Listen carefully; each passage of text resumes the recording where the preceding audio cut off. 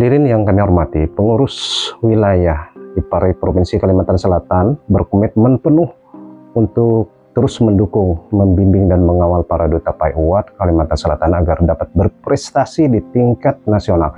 Kita ingin para penyuluh dari Kalimantan Selatan tidak hanya sekedar ikut serta, tetapi benar-benar siap bersaing dan berprestasi. Alhamdulillah, dalam upaya ini kita berkolaborasi dengan Ustadz Dr. Haji Ahmad Nawawi Abdul Rauf, juara 1 PAI di tahun 2023, yang telah membuat bimbingan praktis dalam bentuk video bertajuk Ayo Ikut PAI 2025. Video ini hadir dalam 4 episode yang insya Allah sangat bermanfaat karena berisi panduan lengkap, strategi sukses dan tips penting untuk menghadapi kompetisi ini. Maka bagi para duta PAI 2025, manfaatkan kesempatan ini dengan sebaik-baiknya. Hadirin yang saya banggakan, sebagaimana pepatah pernah mengatakan, kesuksesan adalah milik mereka yang bersungguh-sungguh dan tidak mudah menyerah. Maka dari itu saya ingin berpesan kepada seluruh peserta PAI Award, pertama, persiapkan diri dengan sebaik-baiknya, kemudian ikuti prosesnya dengan penuh semangat, manfaatkan bimbingan dan pendampingan yang ada, serta yang terpenting jangan lupa berdoa dan bertawakal kepada Allah Subhanahu wa Ta'ala. Ingatlah bahwa keberhasilan PAI Award ini bukan hanya untuk kemenangan pribadi, tetapi juga merupakan kebanggaan bagi komunitas penyuluh agama di Kalimantan Selatan. Mari kita tunjukkan bahwa penyuluh dari Kalimantan Selatan adalah penyuluh yang berkualitas, inovatif, dan siap bersaing di tingkat nasional. Pada kesempatan yang berbahagia ini, saya selaku Kepala Bidang Penerangan Agama Islam dan Pemberdayaan Zakat dan Wakaf Kanwil Kementerian Agama Provinsi Kalimantan Selatan menyambut baik dan mengapresiasi atas inisiatif sahabat kami Al-Ustadz Dr. Haji Ahmad Nawawi Abdul Rauf SAG MPD, di mana beliau pernah juara 1 PAI Award tahun 2023 yang lalu, di mana beliau telah membuat video yang bertajuk Ayo Ikut PAI Award 2025 yang berisi bimbingan praktis PAI Award yang terdiri dari 4 episode. Video ini akan memberikan tambahan ilmu dan wawasan tentang apa dan bagaimana tentang PAI Award dan bagaimana persiapan awal sampai dengan kelengkapan 4 komponen penting, ditambah dengan tips dan kiat-kiat sukses selaku peserta PAI Award. Dengan ikhtiar ini kita berharap duta-duta PAI Award Kalimantan Selatan bisa meraih prestasi terbaik pada PAI Award tahun 2025. Pesan saya kepada para duta-duta PAI Award tahun 2025, ikuti PAI Award ini dengan sungguh-sungguh, tetap semangat, dan jangan lupa selalu berdoa kepada Allah Subhanahu wa Ta'ala.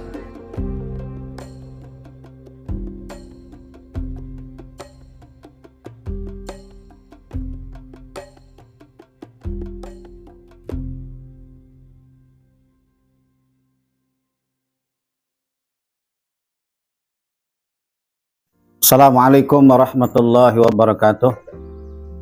A'udzubillahi minasyaitonirrajim. Bismillahirrahmanirrahim. Alhamdulillah, hamdan nusukan lillah, salatan wassalaman ala rasulillah wa ala alihi wa sahbihi wa mawalah. Asyhadu an la ilaha illallah wa asyhadu anna Muhammadar Rasulullah, amma ba'd. Para pemirsa, wabil khusus kawan-kawan sekalian, para penyuluh agama Islam di Provinsi Kalimantan Selatan dan juga kawan-kawan di seluruh Nusantara, termasuk juga kawan-kawan yang penyuluh agama lintas agama. Wabil khusus lagi kepada kawan-kawan yang pada tahun ini ada niat dan keinginan untuk ikut penyuluh agama Islam Award tahun 2025, dan tentunya para pegiat dakwah yang berbahagia. Alhamdulillah wa syukurillah, mari bersama-sama kita bersyukur kepada Allah Subhanahu wa Ta'ala yang pada hari ini kita sudah masuki hari yang kelima atau 5 Ramadan 1446 Hijriah, bertepatan dengan 5 Maret 2025 miladiah. Nah, momen puasa ini mari kita gunakan untuk sekuat tenaga berusaha kita untuk melaksanakan ibadah puasa dan amal Ramadan.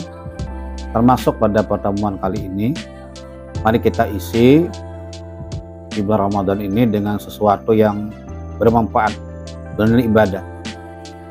Nah, pada kesempatan ini kami ingin kembali menyapa kawan-kawan, khususnya yang akan go Pai Awad 2025 atau duta-duta Pai Awad Provinsi Kalimantan Selatan, yang mungkin saat ini ada sebahagian sudah menyelesaikan beberapa aspek, atau mungkin baru memulai, atau mungkin baru akan memasuki atau memahami pelan-pelan tentang Pai Awad itu sendiri.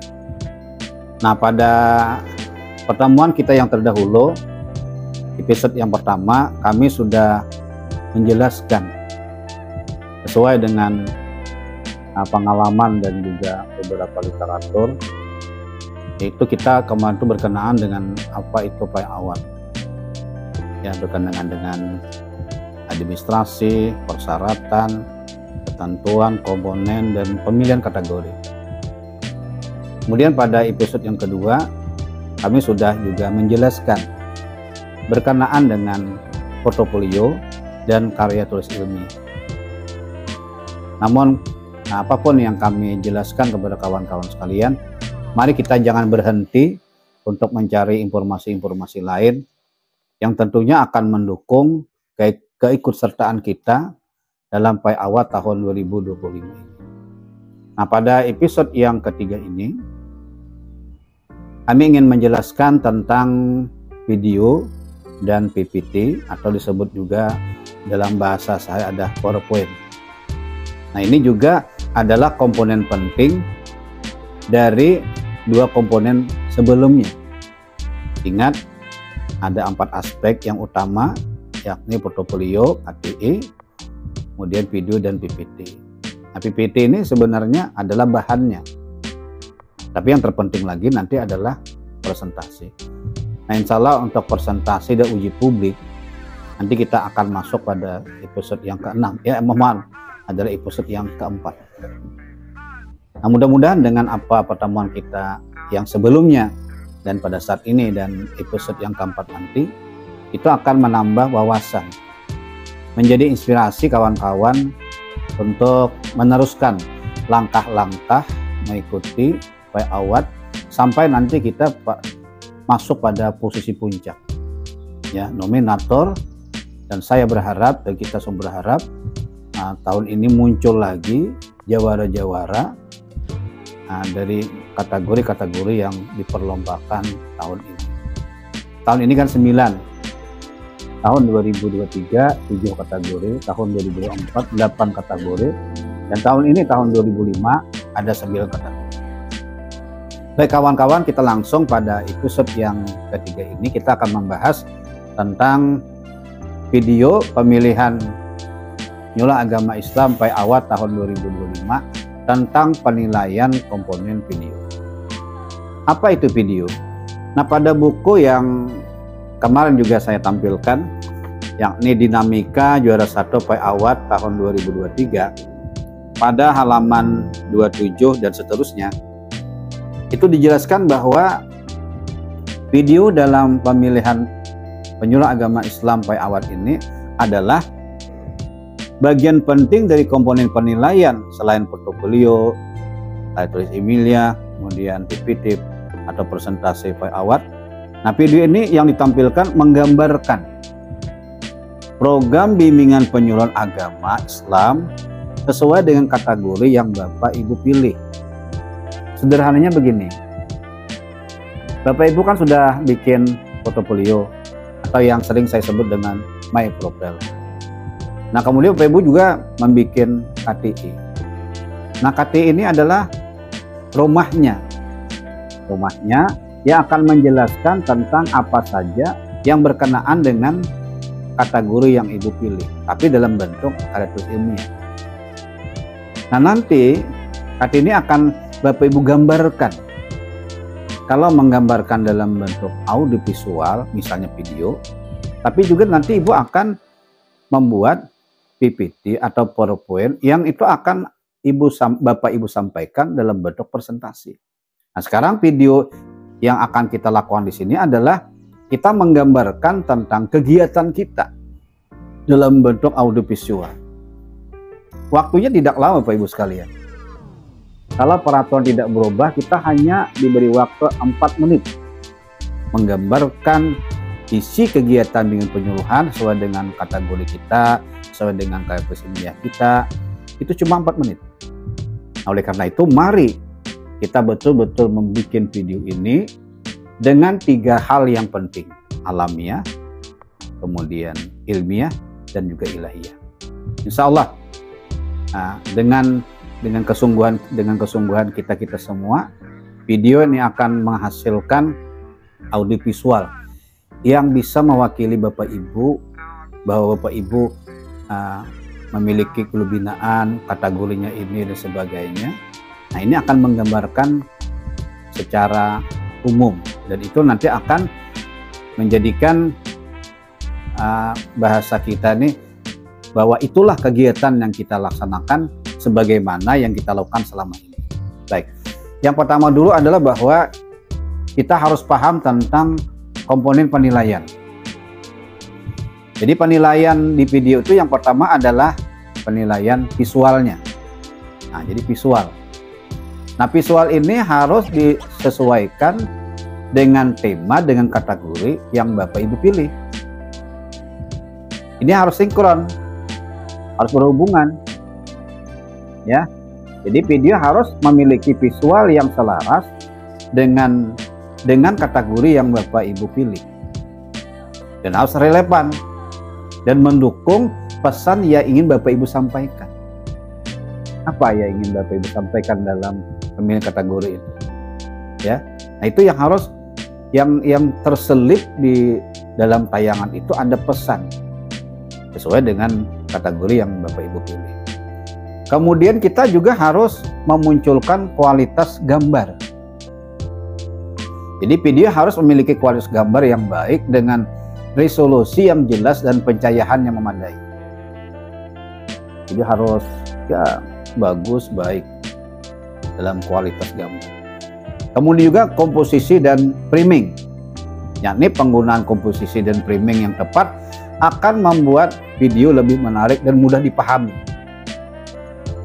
Kemudian visual, ya, storytelling atau video harus menggunakan visual secara efektif untuk menceritakan, ya, kalau seandainya kisah itu menceritakan kisah yang menarik dan mudah dipahami.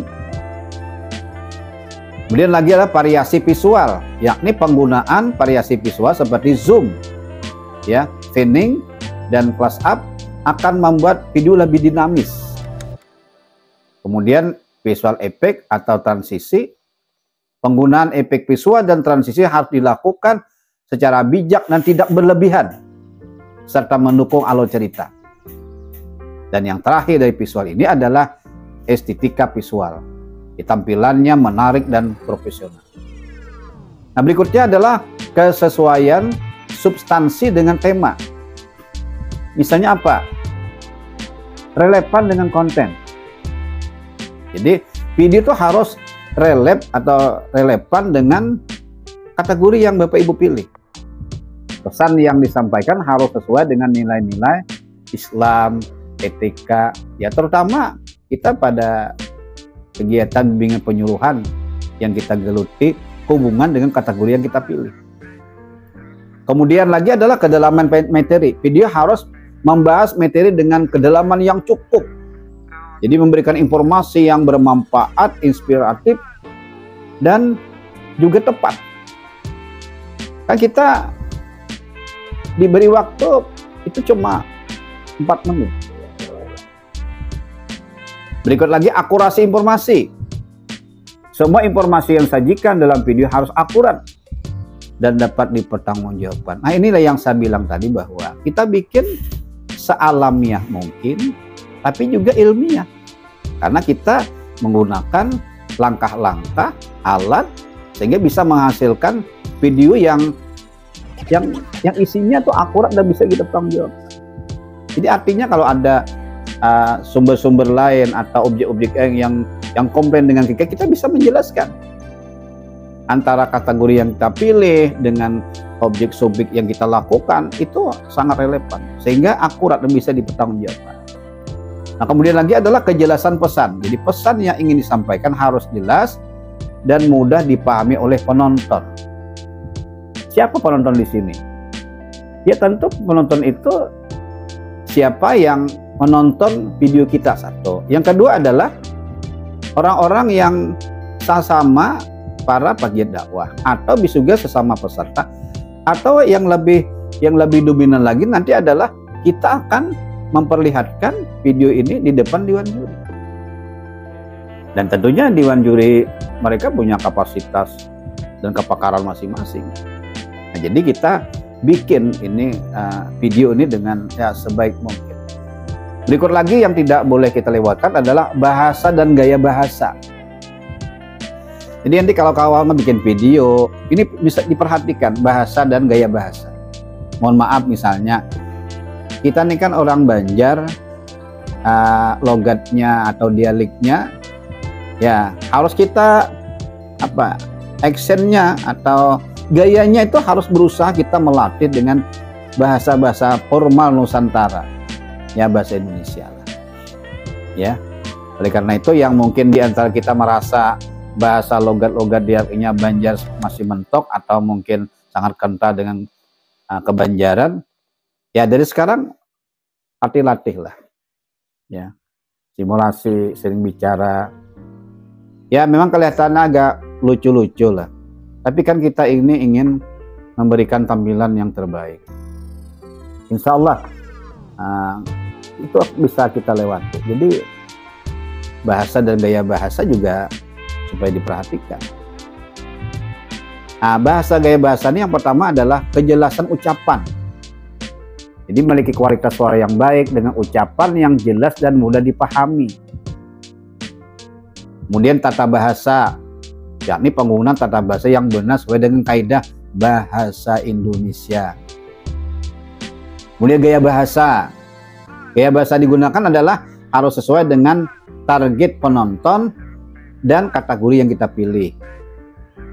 Kemudian alur cerita. Nah, videonya harus memiliki alur cerita yang jelas, mudah diikuti dengan transisi lancar antara satu bagian dengan bagian yang lain. Jadi penonton, kawan-kawan yang hadir, apalagi nanti kita kan tahapan berikutnya nanti di depan kawan uji publik. Uji publik itu ada dua, ada internal, ada eksternal. Dan yang sangat penting lagi adalah uji di hadapan para dewan juri. Jadi harus kita kalau cerita itu harus apa bahasa kita itu harus pas. Jadi orang bisa memahami dengan seksama.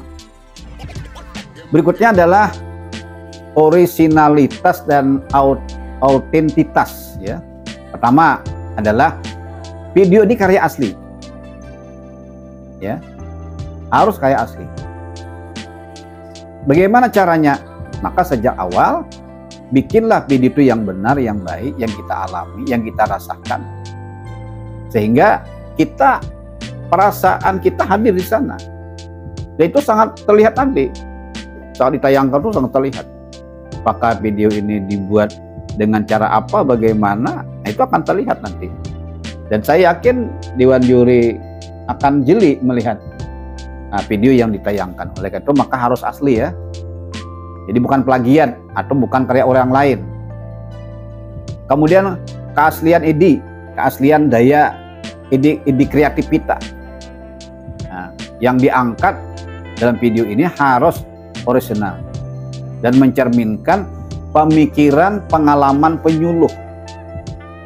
Maka saya berkali-kali alami, ilmiah, alamiah. Jadi alami, ilmiah, ilahiyah. Jadi kita alami wujud. Kita hadir di sana, ya. Kemudian lagi autentitas dan pengalaman. Jika video menampilkan pengalaman pribadi, pengalaman tersebut harus autentik dan dapat dipercaya. Saya yakin kalau kita menghadirkan bimbingan penyuluhan yang memang kita alami, ya, kita terjun langsung, kita bimbing langsung, insya Allah video ini akan mencerminkan yang betul-betul asli, bukan plagiat. Berikutnya lagi adalah keunikan atau human interest. Apa di sana yang harus kita perhatikan? Nilai unik. Nah, jadi ada memiliki nilai unik yang membedakan dengan video lain, terutama dengan video-video sesama peserta. Baik sesama peserta berbeda kategori, lebih-lebih berbeda peserta yang memang berbeda kategorinya dan juga atau sesama kategori.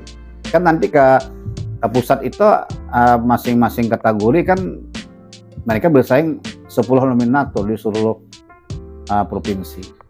Jadi Bapak Ibu bisa bayangkan kalau sekarang 90 kategori, setiap kategori 10 orang. Nah, ini jadi haruslah kita memiliki nilai unik, berbeda. Ini akan mencuri perhatian dewan juri. Kemudian elemen human interest, video harus mengandung elemen human interest yang dapat menarik perhatian dan menimbulkan empati dari penonton. Jadi penonton tuh melihat videonya tuh sudah ada kesan pertama. Ya, setelah itu terserah Anda lah. Nah, terserah Anda bagaimana. Tapi kesan pertama itu, ketika melihat tayangan ini, mereka sudah bisa menyimpulkan, ya. Oke, sekarang kita teruskan. Nah, kemudian keunikan human interest ini juga harus mengandung kisah inspiratif. Jadi ada kisah inspiratif yang bisa memotivasi kawan-kawan sesama kategori, berbeda kategori, penonton, dan juga khususnya dewan juri.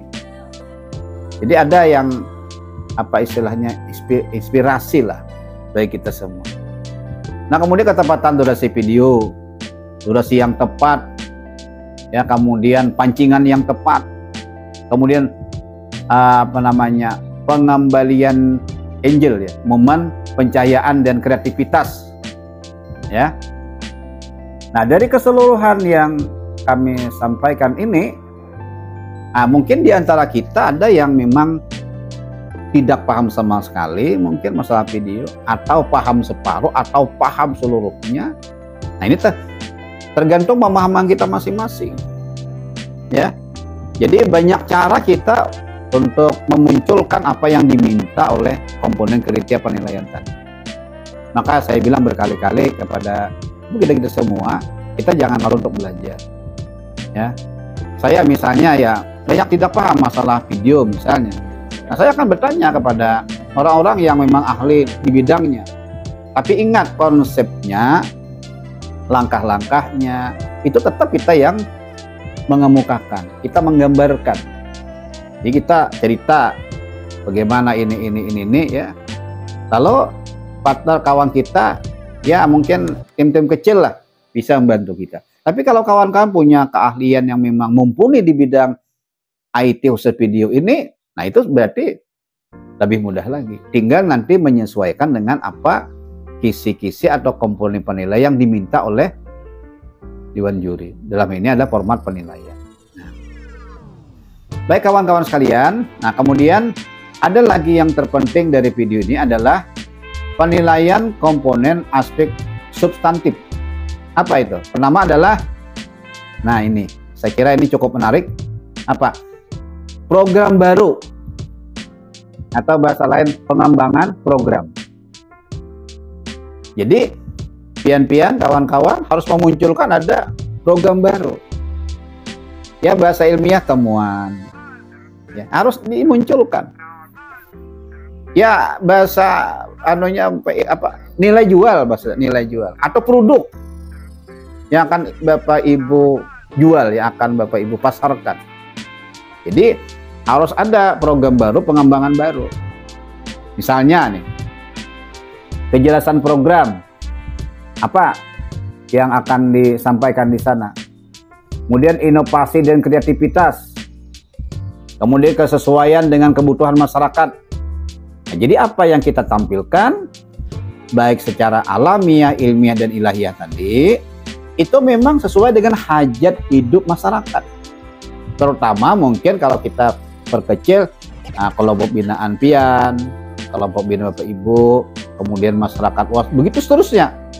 Jadi programnya harus relevan dengan kebutuhan masyarakat yang dia hadapi. Tapi ingat, sesuaikan dengan kategori yang Bapak Ibu pilih. Kemudian berikutnya adalah tujuan dan sasaran program. Saya contohkan misalnya, saya kemarin kan 2023 mengangkat kategori penegakan hukum. Maka saya gambarkan itu tempatnya di lapas, dan lapas itu ada pondok pesantren itu adalah objek utamanya ada narapidana, tapi kita sebut dengan santri. Nah, ini yang harus kita kemukakan. Apa peran kita di sana? Bagaimana biaya kita? Ya, before, sebelum kita melakukan bimbingan, bagaimana kondisi sebelumnya? Kemudian I-nya intervensi, bagaimana kemampuan kita ya melaksanakan bimbingan. Nah, di sini ya itu ada pola, ada manajemen, ada pengolahan sebagainya. Ya. Dan nanti pada akhirnya adalah after. After itu bagaimana kemanfaatan yang didapat oleh objek ya dari hasil yang kita lakukan. Baik. Berikutnya adalah kemanfaatan program. Nah, di sini ada disebut dengan output dan outcome. Nah, kalau output itu adalah kemanfaatan yang didapat di internalnya, ya, sesama atau di lingkungan tempat penelitian kita. Kemudian lagi outcome apa? Dampak positif dari program kepada siapa? Yang lebih luas, masyarakat, pemerintah, atau pihak ketiga, ya. Nah, berikutnya lagi adalah kualitatif dan kuantitatif. Di video harus menampilkan data kualitatif dan kuantitatif untuk mendukung kemanfaatan program.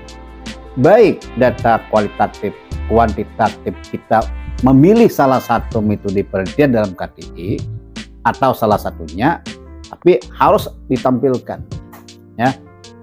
Nah, berikut lagi adalah keberlanjutan, sustainable. Ini mekanisme berkelanjutan, keterlibatan masyarakat, dukungan stakeholder. Kemudian testimoni stakeholder, jadi kita menampilkan tokoh masyarakat, tokoh agama, atau siapa saja tentang dampak yang kita lakukan. Nah, di sini ada 3 hal yang perlu kita. Yang pertama adalah testimoni yang otentik.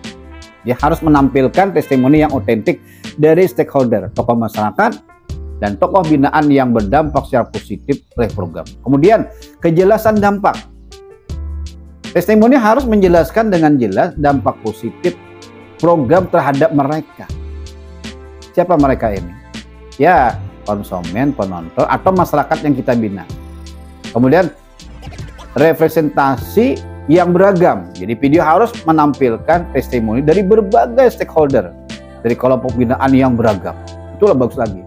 Nah, pengalaman kami misalnya, ya, dari aspek pemerintahan bisa bupati, wakil, ya, atau ketua DPR, atau kepala dinas. Nah, itu kan yang stakeholder di luar Kemenak. Kalau di Kemenak ya jelas kepala kantor, kasih, mungkin kepala KOA, ya. Kemudian di luar masyarakat, tokoh masyarakat, tokoh organisasi. Kemudian testimoni dari yang objek kita teliti. Nah, kemarin kalau di tempat kita, karena itu adalah pondok pesantren narapidana, maka testimoni di kalangan mereka adalah para narapidana atau santri, pengurus organisasi santri, koordinator santri, dan lain sebagainya. Nah, jadi kawan-kawan yang saya hormati, maka dengan demikian insya Allah kita sudah memperoleh gambaran bagaimana video yang kita tampilkan hubungan nanti pada saat kita membuat sampai menampilkan, dan itu harus kita sesuaikan dengan komponen penilaian sebagaimana format yang sudah disediakan oleh pihak Dewan Juri atau Dewan Penilai.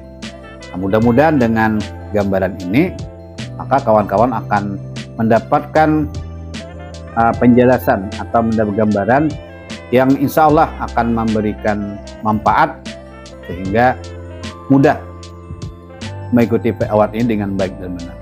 Nah, saya kira ini pada sisi pembuatan video. Nah, sekarang kita masuk pada presentasi wawancara. Nah, presentasi wawancara. Ini kan berarti kalau kita anggap ini adalah nomor 4 ya, nomor 4. Tapi bahan presentasi ini itu nanti adalah PPT atau PowerPoint. Nah, saya ingin jelaskan dulu tentang presentasi dan wawancara pemilihan penyuluh agama Islam PAWAT tahun 2025. Yang kita bahas adalah tentang penyajian dan penyampaian. Jadi presentasi wawancara di PAWAT itu cuma 2, penyajian dan penyampaian. Baik.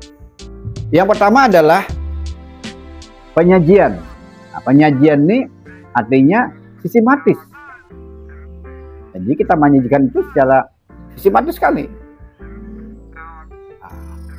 Dan ingat bahannya adalah PPT tadi atau PowerPoint. Nah, PPT atau PowerPoint. Nanti saya akan berikan informasi juga tentang PPT PowerPoint itu agar ada tambahan pengetahuan untuk kita semua. Tapi kita ingin sampaikan dulu adalah apa yang menjadi komponen presentasi wawancara di dalam PAWAT ini, khususnya tentang penyajian penyampaian, ini akan kita jelaskan. Yang pertama adalah penyajian itu menggunakan infografis. Jadi infografis yang digunakan dalam presentasi harus mendukung penjelasan yang disampaikan, memudahkan pemahaman, dan menarik perhatian audit. Infografis harus jelas, mudah dibaca, terkait erat dengan materi yang disampaikan. Yang kedua adalah penyampaian. Penyampaian yang harus kita pahami adalah penguasaan materinya. Harus kita kuasai, harus kita pahami. Sebab tadi pada prakteknya, ketika Bapak Ibu menjelaskan di hadapan Dewan Juri, nah, antara tampilan PPT atau PowerPoint itu dengan kemampuan Ibu mempresentasikan itu harus seimbang. Ya. Nah, jadi harus menguasai materi ini. Nah, kalau nanti teknis cara memulainya, di mana kita mulai, nah itu mungkin kita bisa memilih mana kita maunya. Misalnya saya kemarin ketika menjelaskan di tayangan PowerPoint atau PPT itu, saya mulai dari akhir, slide terakhir. Saya masih ingat, saya tayangkan dulu adalah slide terakhir itu wisuda santri Pondok Pesantren Terpadu At-Taubah Lapas kelas 2B Amuntai. Jadi saya tayangkan itu slide terakhir itu. Jadi ada fotonya wisuda, ada santrinya, ada foto prosesi. Nah, ini saya memulai di sini. Saya bilang begini bahwa Pak Dewan Juri, kawan-kawan sekalian, ini adalah slide yang di ujung terakhir menggambarkan tentang wisuda, Hablatul Tahris. Jadi seluruh kegiatan-kegiatan yang mereka laksanakan, proses terakhir adalah mereka wisuda sebelum mereka keluar atau bebas dari penjara. Nah, untuk mendapatkan sertifikat atau Hablatul Tahris atau wisuda ini, mereka sudah mulai ikut tahapan-tahapan berikutnya. Nah, di sini saya memulai. Nah, untuk mendapatkan ini semua, maka kita akan lihat slide yang pertama sampai nanti kita ketemu lagi dengan slide yang terakhir. Nah, kita ingin menggambarkan bahwa pertama kita memang berusaha untuk menguasai materi dan juga kita menguasai kondisi pada waktu itu. Nah, kemudian yang berikut yang penting lagi adalah kejelasan. Jadi materi yang kita sampaikan harus jelas, mudah dimengerti oleh audien, ya terutama harus mudah dipahami oleh Dewan Juri. Jadi kita harus menjelaskan konsep yang kompleks dengan bahasa yang sederhana dan mudah dipahami. Ya, bahasa sederhana, mudah dipahami. Kemudian ketuntasan. Ya, peserta PAIAWAD harus memastikan bahwa semua poin yang relevan dalam materi telah disampaikan secara menyeluruh, tuntas, tidak tertinggal. Tapi ingat kawan-kawan harus ingat juga nanti ini dibatasi oleh waktu.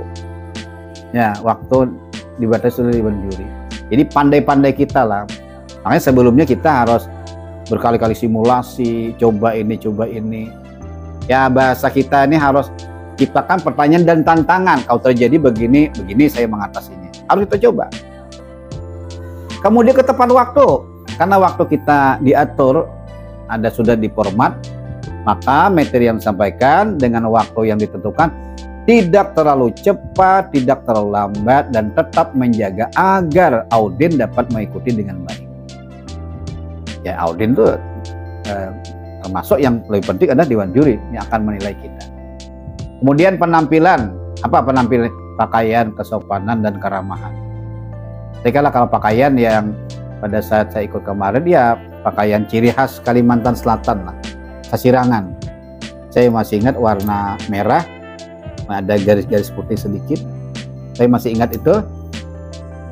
Nah, ini pakaian saya membuat sasirangan pakai peci hitam, dan kemudian saya tampil apa adanya. Tapi tetap kita menjaga stamina, kesopanan, dan keramahan.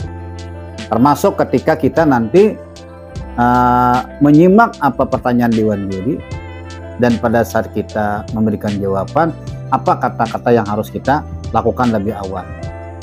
Misalnya ada pertanyaan, baik, terima kasih dewan juri. Nah, setelah mereka saja bertanya, izin Pak dewan juri saya akan memberikan jawaban atau umpan balik. Ya, seperti itulah. Ya, kalau ada versi-versi lain ya silahkan. Yang penting pada intinya, Bapak Ibu yang mengikuti PAIAWAD ini, khususnya pada saat nanti kita berhadapan dengan juri, ya tentu juga kawan-kawan, maka ini harus kita betul-betul persiapan. Makanya latihan, simulasi itu adalah satu hal yang harus kita lakukan. Nah, adapun aspek penilaian dalam presentasi wawancara itu, dari aspek penyajian atau sistematika adalah pertama indikator penilaian. Yang tadi saya sebutkan, yang penggunaan infografis tadi. Kemudian skala penilaian. Nah, jadi harus kita lihat juga, kan ada nilainya 5 ya, 10, 15, 20. Harus kita pahami juga itu. Dari aspek penyampaian adalah indikator penilaiannya, penguasaan materi. Kita lihat juga. Pokoknya gini aja kawan-kawan sekalian, semua ya indikator penilaian itu, angka-angkanya itu atau poin-poinnya itu saya anggap semua penting. Saya tidak melihat angka 5, nilainya 10, 15. Enggak. Saya lihat semua itu adalah penting semua. Ya. Saya tidak pernah menganggap enteng angka-angka itu. Bukan berarti kalau angka 20 ini berhemat ini bahasa kita lebih serius pada yang lain. Enggak, saya samakan saja. Ya, karena siapa tahu nanti nilai-nilai itu saling mendukung dan saling melengkapi. Nah, kemudian saya ingin tambahkan sedikit kata-kata yang sering masuk dalam presentasi, wawancara, dan khususnya dalam PPT itu adalah kita sering mendengar istilah infografis. Apa itu infografis? Nah, infografis ini adalah konteks presentasi wawancara pada ajang Penyuluh Agama Islam PAIAWAD tahun 2005 merujuk pada penggunaan elemen visual yang dirancang untuk menyampaikan informasi secara lebih jelas, menarik, dan mudah dipahami. Nah, infografis menggabungkan teks, gambar, grafik, diagram, dan ikon untuk menggambarkan informasi secara visual. Sekali lagi, kalau Bapak Ibu peserta memiliki kemampuan yang mumpuni di bidang IT, di bidang infografis ini, saya kira Bapak Ibu cuma sedikit mengembangkan.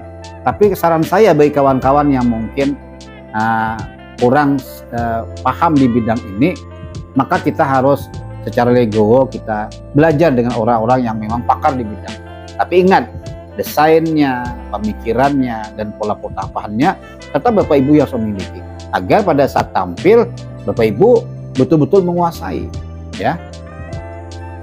Nah, jadi kawan-kawan sekalian, untuk lebih jelas apa itu infografis dalam hal prestasi wawancara, silahkan Bapak Ibu menyimak atau mempelajari literatur yang lain. Oke, nah kawan-kawan sekalian yang berbahagia, maka dengan demikian apa yang akan kita lakukan nanti itu akan memberikan dampak kepada isi video, pembahasan tadi video, dan juga pada saat presentasi atau wawancara. Nah, ada beberapa pertanyaan yang masuk ke kami. Nah, mungkin ada kawan-kawan yang bertanya, misalnya begini, betulkah bahan utama presentasi itu hanya PPT atau PowerPoint saja? Nah, ini. Kalau ada pertanyaan ini, maka jawabannya adalah, ini yang pertanyaan ini dengan jawaban sederhana bahwa bahan utama presentasi dalam hal ini dalam PayAward memang betul adalah PPT atau PowerPoint.